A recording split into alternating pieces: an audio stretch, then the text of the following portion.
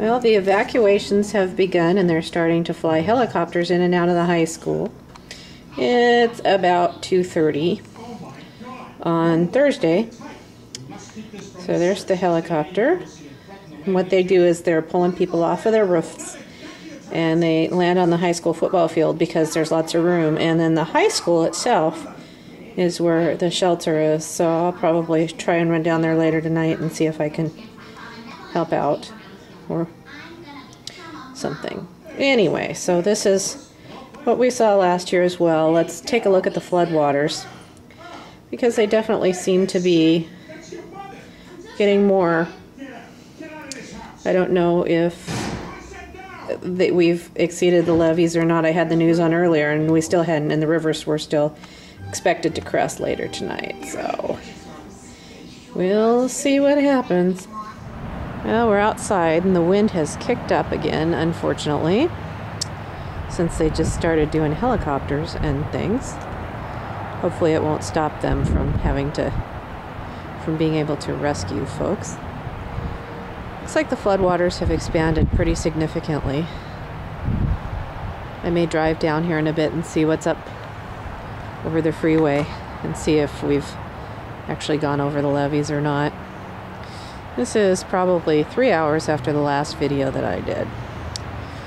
So things are progressing about like they said. The good news is that they say that it's not going to be as bad as they thought. However, that being said, the rivers are cresting at pretty much record levels, or at least where their record was before. But we're not going to set a big, even higher record. So, you know, you take what you can get, I guess.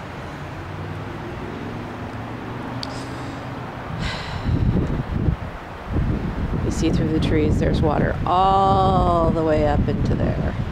You see some green, and beyond the green, that's all water. That's all floodwaters, and that's not normally watery.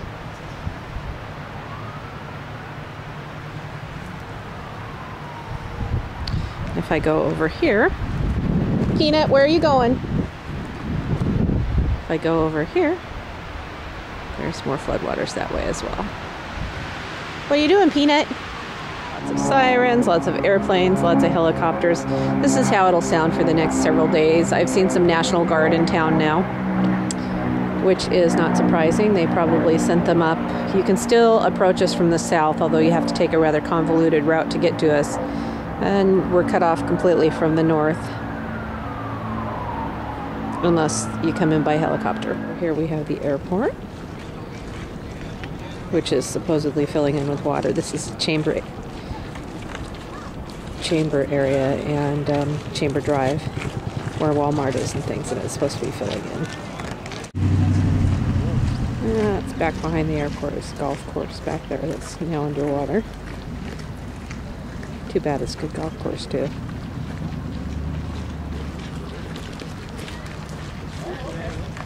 Okay, well this helicopter just flew about 100 yards in front of the house and scared the dogs and things. I'm sure it's evacuating people from roofs. Oh, look!